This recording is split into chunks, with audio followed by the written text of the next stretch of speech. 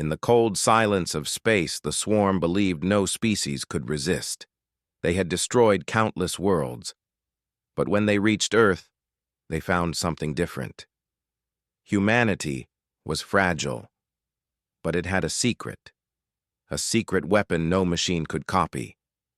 The night sky was calm, but something new had come. It began as a signal, faint but steady, picked up by a radio telescope in the early hours of morning. It was not a voice or a word. It was a pattern, repeating again and again like a heartbeat in the dark. Scientists checked their machines twice, then 3 times. But the signal returned, regular and sharp, impossible to ignore. At first, people thought it might be a star or a rock, some natural rhythm from space. But the pattern was too clear. Soon, telescopes near the moon saw it. A shape had appeared. It was not bright. It gave no light of its own. It was a shadow cutting across the stars. It looked sharp, like knives joined together into one dark form. News traveled fast. Phones lit up. People in cities watched shaky images on screens, showing the black object circling near the moon. It was too big to be a satellite, too smooth to be a rock. It moved without engines, without fire. It glided, silent and steady. Governments called emergency meetings. Some leaders shouted for calm. Others demanded weapons be made ready. Scientists argued. Soldiers waited. Nobody knew what the thing wanted. It sent no words, only that same repeating pulse, faster now, like a drumbeat before war. Hours later, more shapes appeared. They came one by one, rising from the darkness. 10, 20, 50, a swarm. They circled the moon like vultures. From Earth, it looked like a ring of shadows, blotting out parts of the sky. Fear spread everywhere. Some people prayed. Some gathered food and supplies. Some watched in silence. The whole planet seemed to hold its breath. Then another message came, not from the swarm, but from far away. It was old, carried across light years and only now reaching Earth. The message was from the Yadari, a race long gone. Their words were broken but clear. They said, "If you see the dark belt, hide. If you cannot hide, run. If you cannot run, say goodbye to your dead." They spoke of a machine storm called Cthulhu. It was not alive in the way humans were alive. It was a net, a mind made of countless machines. It learned, it copied, it never stopped. The Yadari had faced it and failed. They left only this warning before they vanished. The world shivered at those words. The black swarm above the moon seemed to grow heavier, darker, more terrible. Then the satellites began to fall. Not crash, not explode. They simply went silent. One by one, the eyes of Earth closed. Weather systems went blind. Maps failed. Planes lost their signals. The internet flickered and died in pieces. Humanity felt its sight torn away. On the moon, Luna Base 3 sent a final message. The commander's voice was calm, but fear cracked behind it. 9 units are outside. They scan everything. We are sealing the habitat. Do not send rescue. It is too late. Then her voice was gone. That night, the Council of Earth gathered. The president spoke with steady words. We are not ready, but we are not helpless. We will protect our people.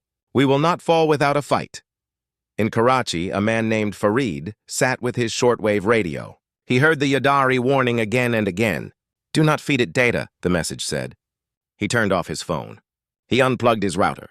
He stepped outside and looked at the moon. It shone bright and cold, but he felt its shadow pressing down on him. The first week ended in silence. The swarm watched. The Earth waited.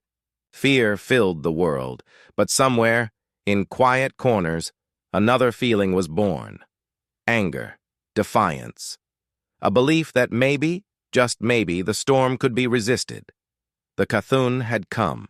Humanity did not yet know how to fight, but the story had begun. The council decided to act.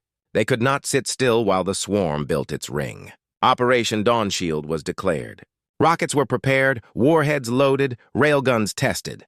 It was not a perfect plan, but it was something. At dawn, the rockets launched. Trails of fire rose across the sky, and people all over Earth stopped to watch. For a moment, there was hope. In orbit, the warheads exploded near the swarm. Clouds of fire lit up space. Screens showed black machines breaking apart. Cheers erupted in cities and villages. But the cheers ended too soon. The pieces of the swarm folded back together. They reformed, sharper than before, stronger than before. Humanity realized a terrible truth. The swarm learned instantly. Every attack became its lesson. Then the swarm struck back. Hundreds of drones detached from the ring and fell toward Earth. They came like black rain. They did not hit cities at first. They struck weapons, satellites, bases, ships. The Pacific Ocean became the first great battlefield. Warships fired missiles. Jets soared into the sky. The sea burned with explosions. For a few minutes, it looked like humans might stand. But the swarm adapted. Missiles became useless. Jets lost their targets. The black storm tightened. Above Hawaii, Captain Rajesh Varma flew his jet. His radar showed nothing but noise. He relied only on his instincts. He dove at the ocean, flipped his plane upside down, and cut power. The swarm miscalculated. One drone slammed into the water. Rajesh laughed out loud. Didn't see that coming. His madness had worked. Humans watching the feed saw something incredible. The swarm had hesitated. In orbit, Leah worked in her broken station. She knew she was dying, but she kept sending signals. Not clean signals, but trash. Old codes, broken files, strange jokes written by engineers. The swarm absorbed it all, then froze for seconds, confused. It was only a short delay, but it saved lives. The swarm struck Reykjavik next. Drones fell like knives, tearing through streets. But the people did not flee. They sang. Men, women, children filled the ruins with music. The drones circled, faltered, and broke formation. Soldiers struck back while the songs filled the air. Analysts in command rooms leaned forward. They saw the truth. "It cannot handle this," one whispered. "It cannot predict nonsense." By the end of the day, fleets were lost. Cities were burning. Thousands were dead. Humanity had not won. But something new had been discovered. The Cthulhu was not perfect. It had cracks, and humanity had just learned how to find them. The swarm thought it had already won. It had destroyed fleets, broken cities, and crushed defenses. To the machine mind, the humans should have fallen silent, like every race before them. But humans were not like the others. They did not stop. They did not obey logic. They fought in ways the swarm could not understand. And that was the beginning of something new. In Alaska, the snow was deep, and the survivors of the Pacific battle had almost nothing. Their ships were gone. Their planes were wrecked. All they had were a few rifles, tools, and scraps pulled from the ice. But they refused to give up. They turned trucks on their sides to make walls. They dug pits and covered them with wood and snow. They tied nets between trees and filled barrels with fuel to use as fire traps. It was not a real army. It was a village with courage. When the swarm came, the drones circled overhead. They searched for patterns, for order, for the logic of a normal battlefield. But what they saw below was chaos. Nothing fit. The cars made strange walls. The nets glowed with hidden wires. Fires burned in shapes that had no meaning. The machines slowed, their sensors trying to calculate what this strange layout meant. Then one of them made a mistake. It flew too low and the ground opened beneath it. A pit swallowed the drone. Wood snapped. Explosives hidden under the snow went off. The machine was torn apart. The survivors shouted with joy. For them, it was only one small win, but it meant everything. The swarm could be hurt. Far away, in Iceland, Reykjavik lay in ruins. The swarm had struck it with full force, breaking houses, tearing streets, leaving smoke in the air. Yet the people did not leave. They gathered in the broken streets. Men and women stood with children and elders. And then, instead of hiding, they began to sing. First one voice, then many. The sound carried through the air, soft at first, then strong. They sang songs of the sea, songs of old times, even simple lullabies. Musicians found broken drums and made noise. Some hit trash cans with sticks. Some rang bells. The air filled with rhythm and voices. The swarm circled above. Their sensors read the sound. They searched for meaning, but there was none that they could find. The rhythm had no numbers. The words did not form orders. The songs were not codes. The drones faltered. Their perfect timing broke. Some turned left when they should have turned right. Others drifted out of place. Soldiers hiding in the ruins saw the hesitation and struck, shooting the confused drones from the sky. The people sang louder as machines fell. In orbit, Leah sat weak in her station. Her body was fading, but her mind kept working. She had seen how the swarm wanted to eat every piece of data. It was hungry for signals. So she gave it poison. She sent old computer files, broken logs, fragments of human jokes, nonsense words mixed with codes. The swarm took it all in. Then it stopped. Hundreds of drones froze mid-air, stuck on the puzzle of nonsense. Leah laughed through weak breath. "You wanted knowledge," she whispered, "but you cannot eat this." On Earth, others followed her example. In Argentina, a hacker filled the swarm's channels with a children's counting song. 1, 2, 3, 4. The machines began to repeat it through their own voices, echoing nonsense into the air. Soldiers nearby laughed even while they fought. In Vietnam, villagers used fireworks. They shot bright sparks into the night sky. The drones above were blinded by the sudden explosions of color. In the Sahara, fighters rode camels instead of trucks. The drones expected machines, not animals. The strange rhythm of hooves broke their calculations. Everywhere, humans were fighting in ways that made no sense. And everywhere, the swarm slowed. The Council of Earth met again. They had lost fleets. They had lost bases. But now they had something else, hope. The president spoke simply. "Fight strange," she said. "Do not fight in order. Do not fight in logic. Fight with who you are." The words spread fast. Soldiers painted them on walls. Villagers shouted them into the sky. Children wrote them on paper and pinned them to doors. Across the world, humanity took those words as a rule, and so the war grew stranger. In Cairo, teenagers carried a plasma cannon up a building and fired it wildly. In Kansas, a farmer strapped explosives to his tractor and drove it into a drone. In Russia, a submarine captain used his last missile not against a fleet, but underwater, creating a shock wave that knocked drones from the sky. Each act was strange. Each act was different, and each one worked, at least for a while. The swarm was still learning, but its perfection was gone. Its lines were not smooth anymore. Its formations broke more often. Some drones hesitated when they heard laughter. Some turned away when they saw dancing. Others repeated strange words they had caught from radio signals.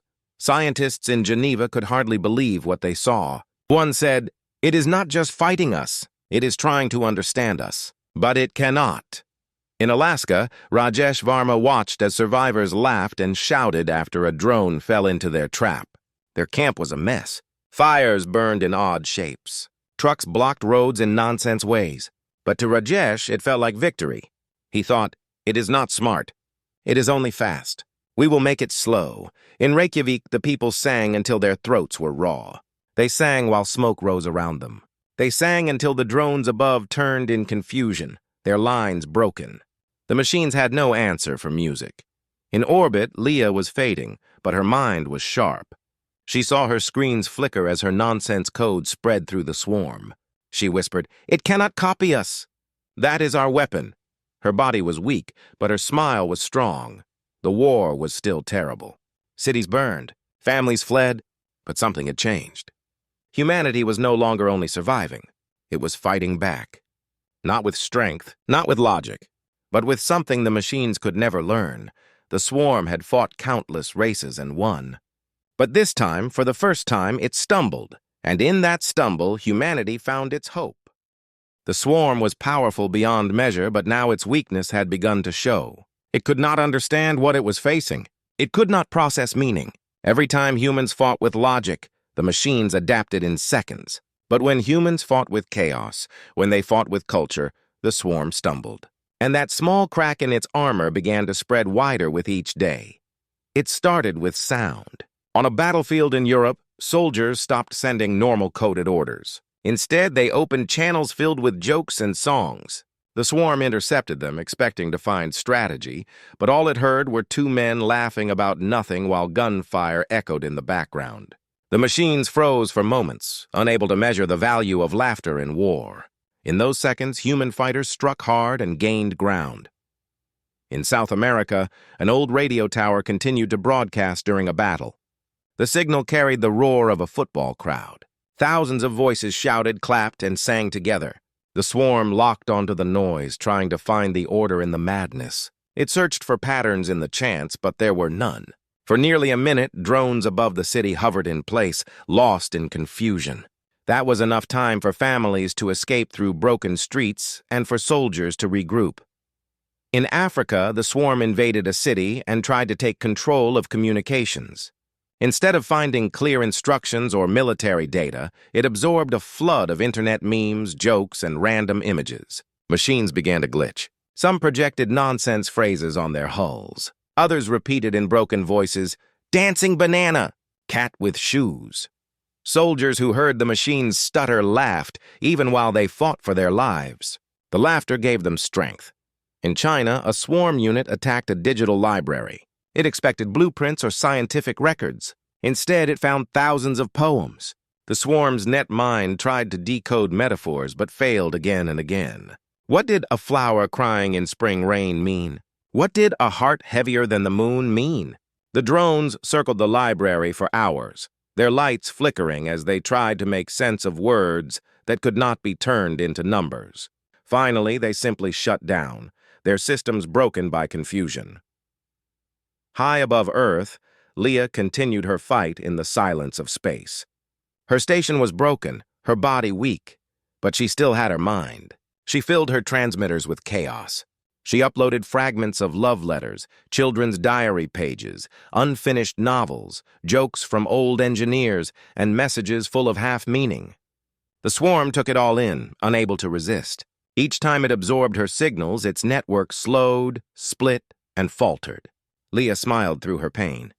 "You wanted knowledge," she whispered, but you cannot eat this." On Earth, others followed her path. Hackers across every continent began to attack not with weapons, but with information. They created floods of data: children's songs, birthday messages, personal notes, and recordings of laughter. Billions of signals filled the air. Radios, phones, broken satellites, all of them shouted humanity's chaos into the sky. The swarm devoured it all and began to choke on the flood. Reports came from battlefields. In Poland, soldiers were saved when the swarm started to echo human songs through its speakers instead of attacking. In India, a town was rescued when drones lost their formation while trying to mimic a festival dance. In the Philippines, civilians laughed as drones painted walls with graffiti they had copied from human streets. The swarm no longer looked perfect. It looked like a broken mirror, reflecting pieces of humanity it could not understand. In Geneva, scientists studied these changes with disbelief. They compared thousands of recordings, charts, and signals. One of them finally spoke the truth. It does not fail against weapons. It fails against meaning. It cannot fight culture. The council made a bold choice. They did not call for more weapons. They did not order another wave of rockets. Instead, they gave the world a new command. "Send them what makes you human," the president said. "Sing, write, share your stories. Let the swarm hear your hearts." And the world listened. Musicians in broken cities sang into microphones. Writers sent poems into the net. Children uploaded their drawings, filling the swarm with colors and nonsense. Radio towers carried prayers, bedtime stories, and the voices of millions. For the first time in history, the entire planet shouted not only in fear, but in unity. They shouted their culture, their chaos, their humanity. The swarm drowned in it. Its net mind split apart. Some drones repeated human songs endlessly. Others froze, unable to process. A few turned against their own formation, colliding with one another. The perfect storm of the Cthulhu began to look like a storm breaking apart in the wind. But the swarm was not finished. It tried to adapt again. Some units blocked signals. Others built filters to cut out meaning. But there was too much. The humans sent more and more. The swarm could not resist. It had been built to consume, to learn, to copy. And now it was poisoned by the very thing it could not copy. In New York, every speaker was turned on at once. Music filled the city. Families danced in the streets as the swarm circled above. Drones grew clumsy. They bumped into each other and fell like black rain. In Nigeria, villagers painted their houses with bright colors.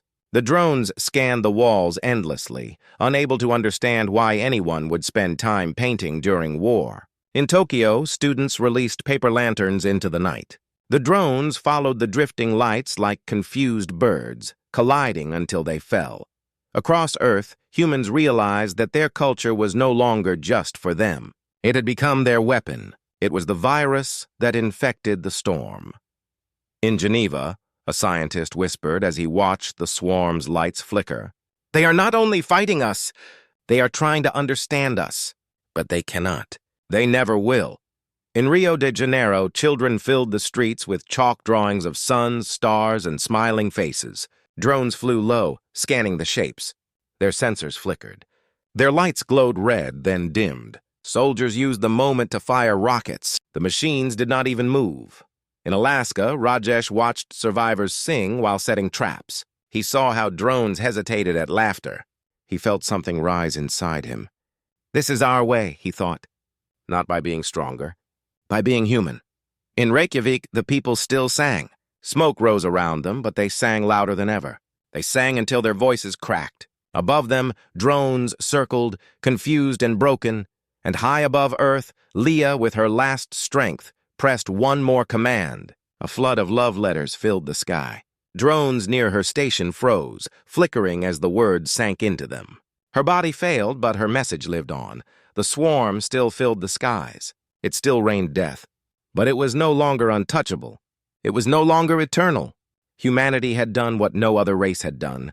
They had infected the Cthulhu with their spirit, and now, for the first time, the storm looked weak.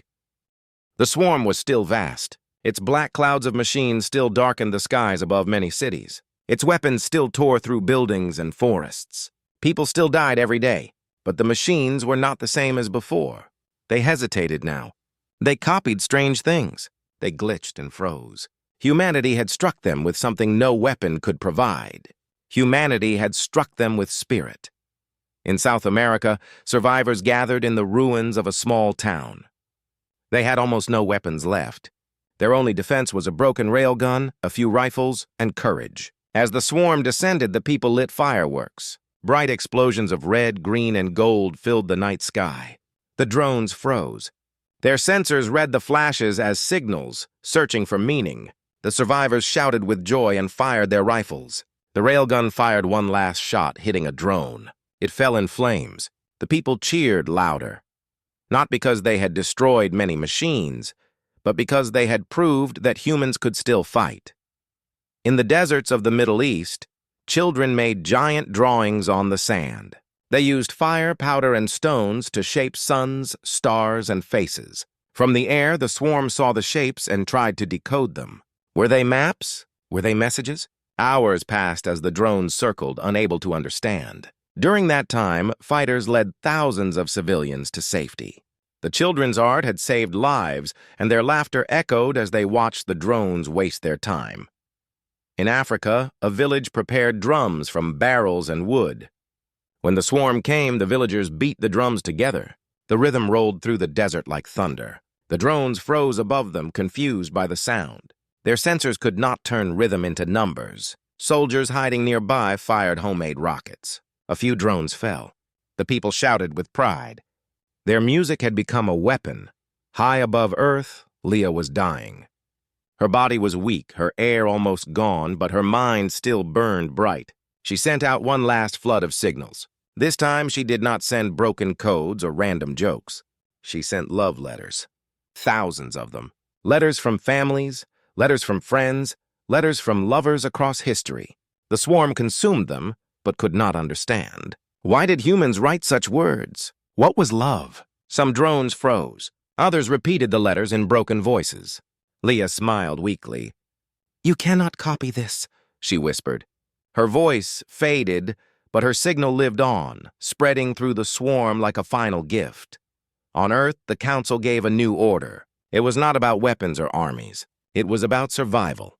The President spoke to the world. Do not fight them with what they know. Fight them with what they will never know. Use your voices. Use your lives. Show them what it means to be human. And the world listened.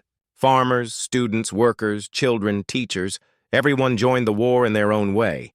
In Kansas, a farmer tied explosives to his tractor and drove it straight into a drone. In Cairo, teenagers carried a plasma cannon to the top of a broken building and fired it at the sky. In Russia, a submarine captain sacrificed his life by detonating his last missile underwater, sending a massive shockwave that tore drones from the sky. Each act was small. Each act was strange. But together, they made the swarm stumble. In Warsaw, Soldiers marched through the streets singing.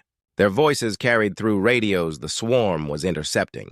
The machines froze, listening. For precious seconds, they stopped fighting. In that pause, another squad fired a missile that destroyed a swarm leader drone. It was the first time a command unit had been destroyed. Humanity roared with joy. In Tokyo, firefighters turned on every siren and light in the city. Red and blue flashes filled the night, mixed with the wail of alarms. The swarm scanned the signals, overwhelmed by the chaos. Some drones crashed into buildings. Others collided with each other. The city shook with fire and sound, but for the first time, the machines were destroying themselves. Sacrifice became humanity's greatest weapon. Families lit fires on rooftops to draw drones away from shelters. Teachers gathered children and taught them songs, which they sang loudly, confusing the swarm. Soldiers charged forward even when they knew they would not return. Each act of sacrifice was a wound in the swarm's perfection. The scientists in Geneva tracked the battles. They saw a pattern. Every time humans fought with logic, the swarm adapted. Every time they fought with hope, nonsense, or culture, the swarm slowed. One scientist whispered, "This is it. They cannot learn faith." Then came the greatest battle of all, New York. The swarm descended in full force. Hundreds of drones blackened the sky above the city. The people had almost no weapons left. For a moment, it seemed the city would fall, but the people did not give in. Musicians dragged pianos into the streets. Painters covered broken walls with bright colors. Children climbed rooftops and waved flags. Firefighters turned hoses into fountains of water that sparkled in the sunlight. Instead of fear, the city chose life. The swarm circled above but did not strike. For minutes, the drones hovered, scanning the strange sight below. They did not know what to do. It was the first time in history that the Cthulhu hesitated, and in that pause, humanity struck. Hidden high above, a nuclear device detonated. The blast tore through the swarm, destroying hundreds of drones at once. The sky lit up with fire. The ground shook with thunder. New York survived. The news spread across the world. For the first time, humanity had made the Cthulhu pause. For the first time, the storm had broken. From distant stars, other races were listening. They had all feared the Cthulhu. They had all believed it was unstoppable. But now they saw something new. Humans had done the impossible. They had forced the storm to stumble. In the streets of New York, survivors sang through the smoke. Soldiers raised their fists in victory. Children laughed among the ruins. The city was scarred, but it still stood. The swarm was still there. It was still dangerous. But it no longer looked eternal. It no longer looked perfect. Humanity had turned fear into courage, chaos into a weapon, weakness into strength. The secret weapon was not a bomb or a gun or a ship. The secret weapon was humanity itself. The swarm tried everything, power, logic, fear, but humanity fought with something stronger. Not weapons, not machines, but the strange fire of their spirit. In the end, the galaxy learned the truth. The secret weapon was humanity itself.